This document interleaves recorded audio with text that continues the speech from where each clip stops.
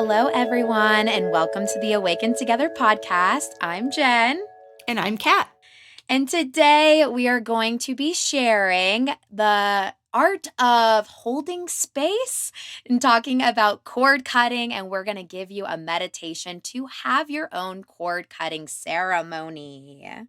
Yeah, we're excited about this one. We were just talking through a couple aspects of these topics, and we were just so much to say, both on our own experiences and things that we thought that you, our listeners, would be interested in hearing too. Yeah, so let's start with talking about holding space. And I will share my take on this, Kat, and then I'd love to hear kind of where your head goes when you think of holding space. Let's do it. But holding space for me was like I had this was a practice that I did not get any kind of example of growing up, and I really wasn't introduced to that kind of concept until I was in the yoga world, to be honest. Same, sister. Yeah, no communication in my household that was really appropriate and what it needed to be. So holding space is really about learning to sit with someone who is sharing an emotion or a story with you, like really stepping into vulnerability and being able to just be in that space with them without having to make it about you, without having to necessarily offer advice, and not, yeah, really not absorbing their energy, just being able to take it without it being so triggering for yourself. And so, a few things to share from my take is I think I had to learn how to face a lot of my own shit before I could even sit in spaces with other people that were suffering with different things, because it was hard when every time someone would share something heavy, because I kind of have a empathic connection to most people, I could feel it so deeply. And because it bubbled stuff up for me and I didn't know how to like really hold a wall on my own energy, I just think it would be really hard and I'd avoid it. And when someone got too deep, I would be like, oh, I'm sorry. And just like, kind of not really know what to say, not really know what was appropriate. And so this has changed with the context of yoga, because a lot of times at different workshops and events that even me and Kat have done, we'll have people sit across from each other and practice just looking into each other's eyes, taking turns sharing, and really having the other person just be a mirror for you without having to change their body language or nod and shake their head yes or no to like give you that validation. It's just sitting with people. And one other thing I want to share so I don't forget on holding space is I think because of my neurodivergencies and the fact that I'm on the spectrum, I think I really struggle sometimes with knowing what people need from me in conversation. And so I've really had to get good at asking the questions for when holding space is appropriate. Like, are you wanting me just to be here? Is this a context where you're looking for advice? And just asking those questions, because the boundaries aren't always clear. Is this like a holding space time?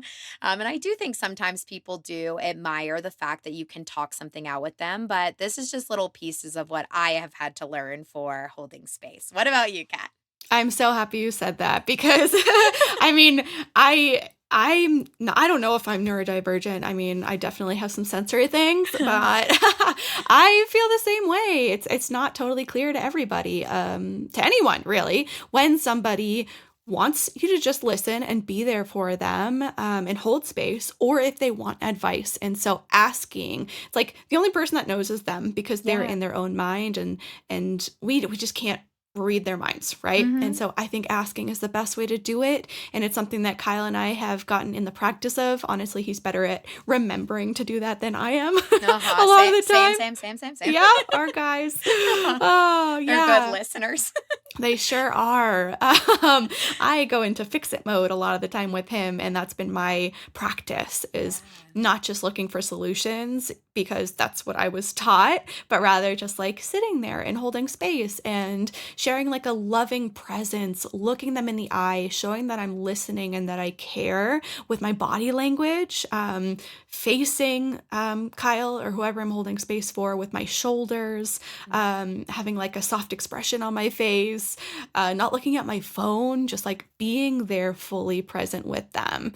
Um, And yeah, with that, sometimes, like you said too, being an empath, it can be really easy to absorb that and to go down in the pits with them, which might be necessary to go down with them, but that's not to say that you have to take everything on. And I think that's the other part of the practice is how do we put that energetic field up to block that, to protect us a little bit, so that we don't just take what's coming at us and let it affect the rest of our day, right? Yeah.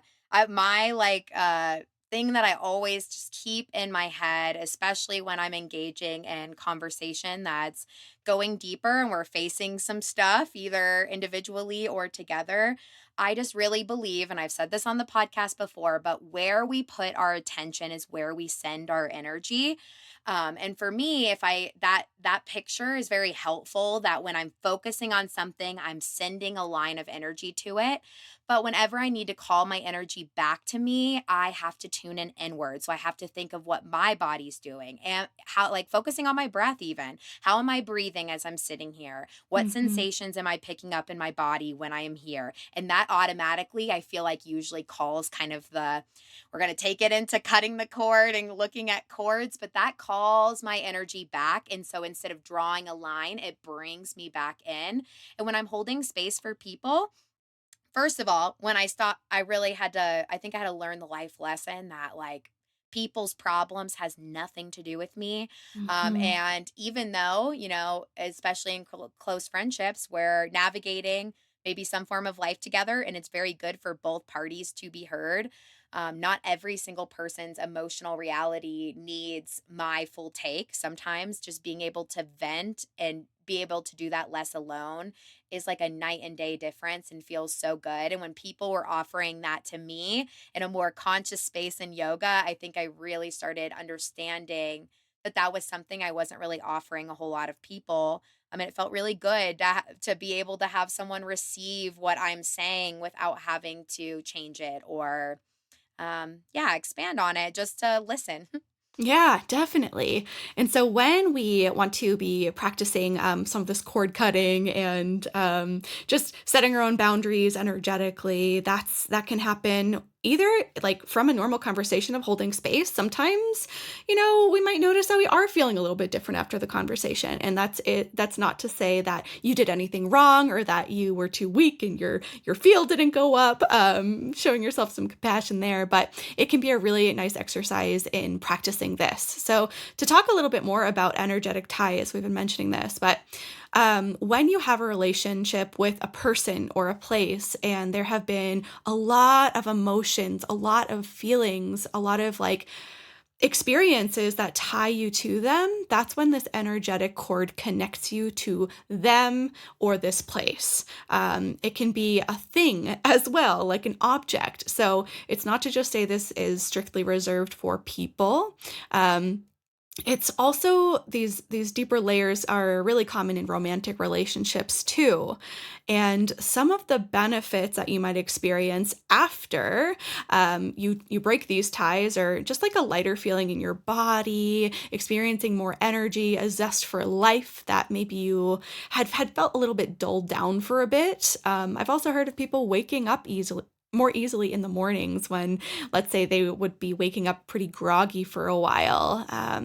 So it's just like a heaviness with these chords. And you can even like picture a cord, like a black cord, connecting you to someone that's like dead or stale or even gray and hairy. Like, I think visualizing these chords can put some more meaning into it and help us just understand that connection that we still have with someone who maybe is no longer serving us.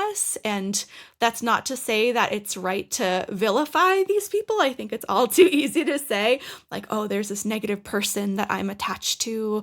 Maybe they're just not in the same place as you right now. So rather than victimizing yourself, villainizing them, cutting the cord and just letting yourselves be separately and understanding that maybe what once did serve you, both of you, it doesn't have to be the same. Yeah, perfectly said. And I think when we are doing any form of cord cutting, whether that be a meditation, we're going to share like how to do it with candles as like a ritual. But regardless of what form it takes, it's not meaning to say that that person will never be in your life again, or you're never going to go to that place again, or it's Mhm. really just kind of a cleansing reset to really reflect on maybe how much energy you're putting towards that. And I wanted to share just my personal experience with cord cutting.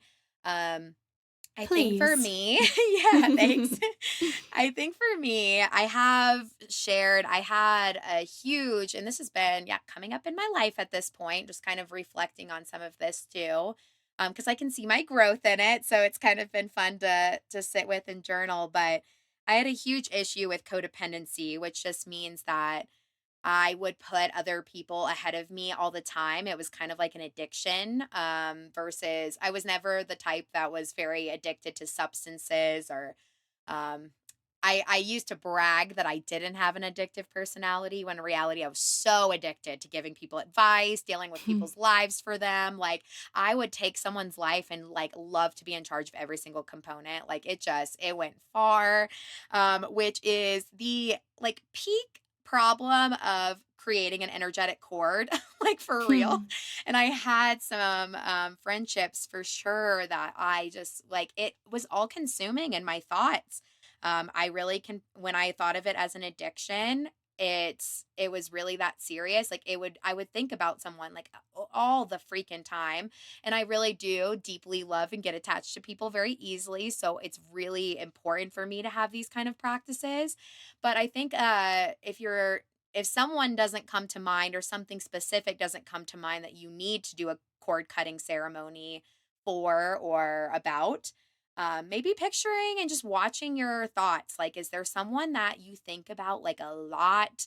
Maybe that is a partner that you're with, or maybe it is a close friendship, or maybe it is a space, but noticing how much something is consuming your thoughts, that's putting your attention somewhere and that's sending your energy out. And when your energy is getting sent away from you over and over and over, you're leaving your tank at a very, very low place and it's very easily drained at that point.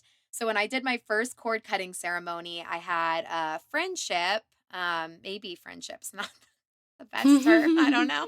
But I had a person in my life that I just so deeply craved validation from, even though they were in a place where I think a lot of healing still needed to happen. And I was so damn determined to change that person and just have them understand that I care, and they just put me down like again and again and again, but I was so wanting to prove them wrong that it just consumed a lot of energy. And I did a cord cutting ceremony there, and I had a huge emotional release from it. I cried a lot. It felt really good to sit with the fact that that had consumed so much of my energy and kind of call it back to me in a ceremony. And so, yeah, that was my take. Kat, give me some of yours. Yeah, gladly. I know. I think like thinking of a person who's just affected you negatively for so long and cutting that cord, it can feel so liberating. And it's even like a subconscious thing, right? Of you might not even have realized how much that was taking a toll on you, right? Yeah. Yeah. So for me, what comes to mind right off the bat is my hometown, actually, Norwood, Massachusetts. Um, when I think back, or yeah, when I go back to 2018, when I first moved out to Colorado, I remember visiting Norwood, my hometown, a couple times that year just to see family and anything that brings you back home. And every time I would fly back, I would just feel this heaviness knowing that I was going back there. And I was like, why is it just like around this especially this certain neighborhood that I used to hang out in a lot in high school. And I just like, even driving through it, I would get a pit in my stomach. I would literally feel it in my belly, in my heart, and a bit of like racy thoughts in my mind. It was a full body experience. And it's because like areas hold energy, right? Mhm. And without having the knowledge that I have now, the healing work that I've done, I didn't really do anything to those places in my mind, in my spirit. And so whenever I just go back to them, it would feel like I just reverted back to that little 16-year-old who experience all of these traumas in those spaces. So, let alone all the people who had hurt me and who I had hurt too. It was just a lot of memories, a lot of hurt, hard, heavy feelings. My first time doing a cord cutting meditation, I cut my hometown, like the cord that I had connected with Norwood. And I just remember feeling so much lighter afterwards. And yeah, I had an emotional release. I was just crying of like, oh my gosh, I had no idea even that like this one house harbored so much emotion for me there. And now whenever I go back and visit, I can see it for what it is of like these places don't have any control over me.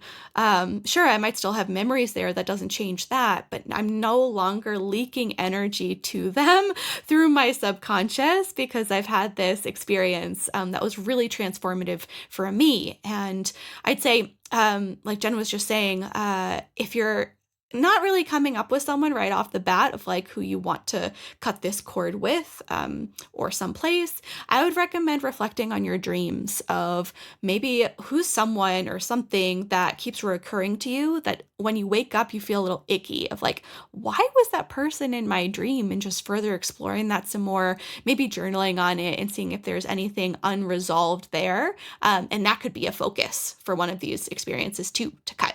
Beautiful. Love it. Thank you for sharing. Yeah, so much good stuff. I think this is a beautiful practice.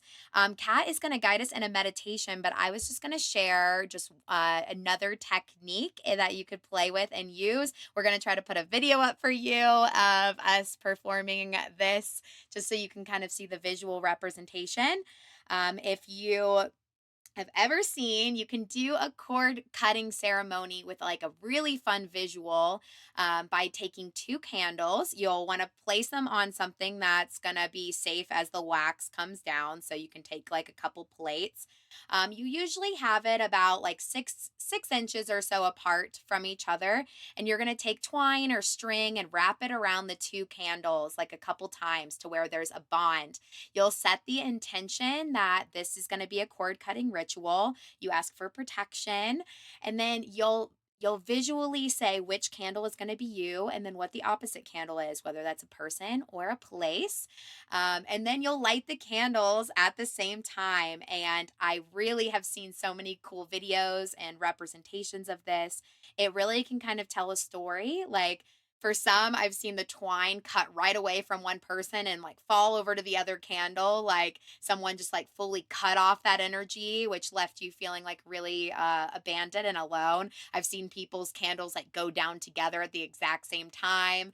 There's all these kind of interpretations that you can find just like online on different blogs on just how the candles present when you do this visual representation of a cord cutting. Um, yeah, so I have definitely a good one in mind. So I will try to Mhm. video it so you guys can kind of have the how to breakdown of how to do that.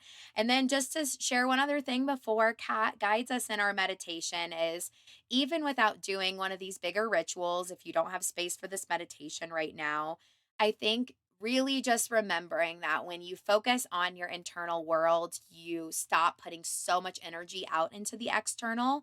I think it is so important that we have connection and love in our life, but we want our connections to fuel us as we fuel them, which it's never in a perfect balance, but I think that's really important. I definitely have better relationships in my life that I feel like are way more reciprocal than what I used to put myself through before kind of a spiritual awakening and really walking the spiritual path. But just keeping in mind if someone is taking from you, you are worthy of having your own energy. Someone should not be just stealing from you every single time there's an engagement. And maybe that helps kind of provoke a person or a thought of what you maybe need to reflect on and maybe cut some of the energetic cords too.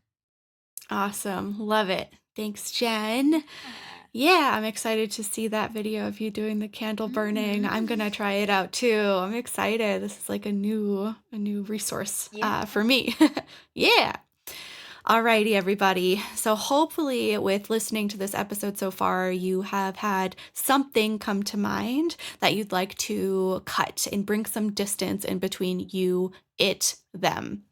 If not, that's okay. I still encourage you to listen to this if you're in a place to do so, and just see what it brings up for you.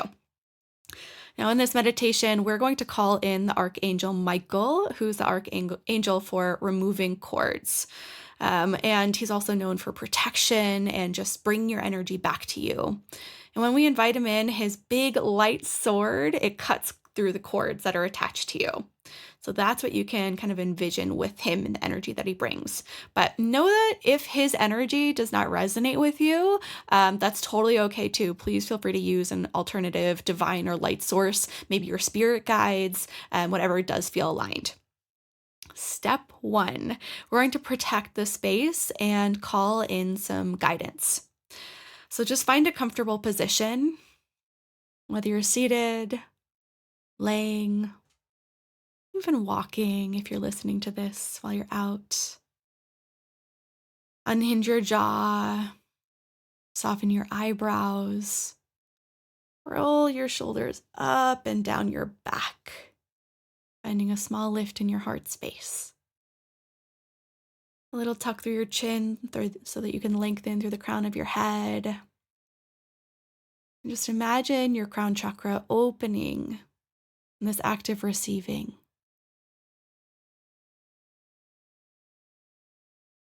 Begin to breathe a little bit deeper.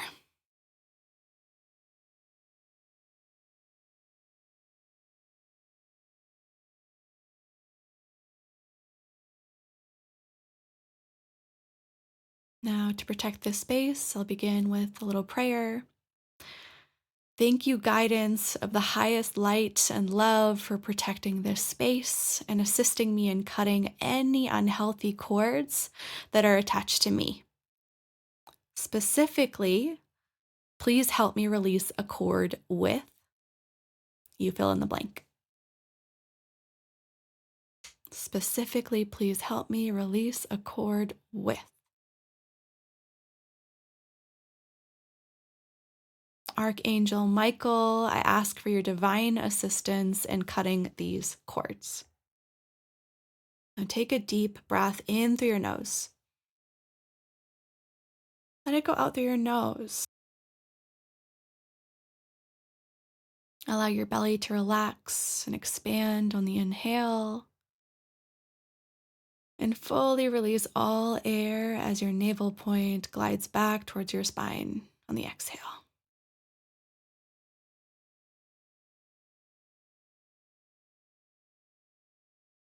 Begin to notice where you feel the cord in your body. We'll take a little body scan.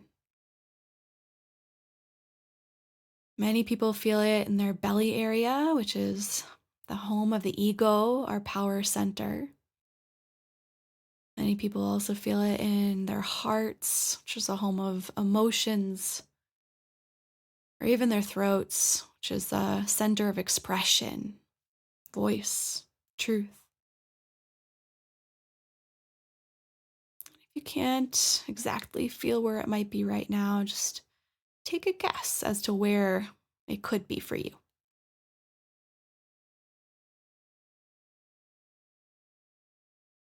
And using your third eye, envision the cord that's attached to you. See it in your mind's eye. What color is it? What's its texture? What does the cord that's draining your energy look like?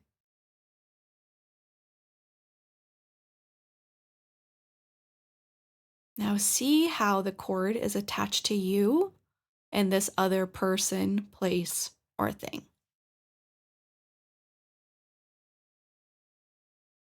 Send your breath to the space in your body where the cord's located.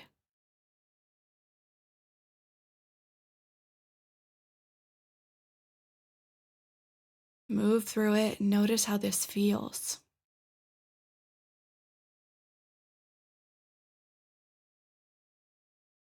Now we call in Archangel Michael to cut this cord. First, feel his presence arrive. For me, I see big giant wings and golden light. request that he help you release the cord by saying, Archangel Michael, please cut this cord between me and you fill in the blank. This cord is not serving our highest and greatest good, and I'm ready for it to be removed. In your mind's eye, picture the cord being severed by Archangel Michael's sword as it falls towards the ground and dissipates into white light. Continue breathing. And notice how your energy feels without this cord tying you to that person, place, or thing.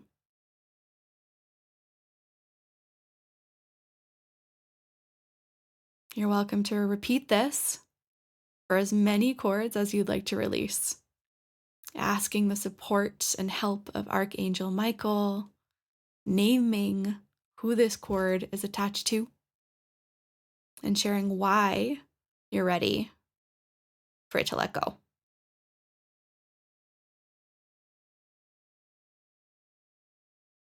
Once you feel lighter, like you have no further cords to release in this moment, we'll thank Archangel Michael and any other divine assistants that supported the release of the cords.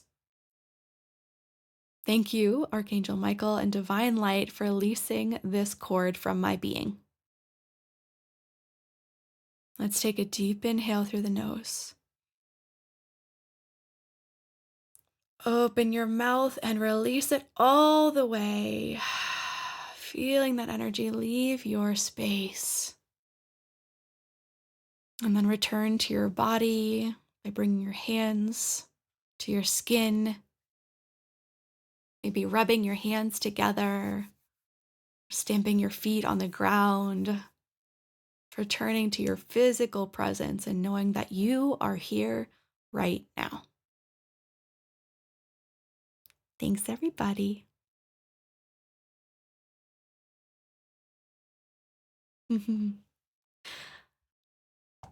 All right, friends. Well, we hope that you enjoyed this episode. We'd love to hear any feedback that you have about the chords that you released, any other requests that you have for seasons or topics that you'd like covered this season. And we love you. Please hit follow, leave us a review, and let's continue to connect and awaken together. Bye, Kat. Bye, Jay.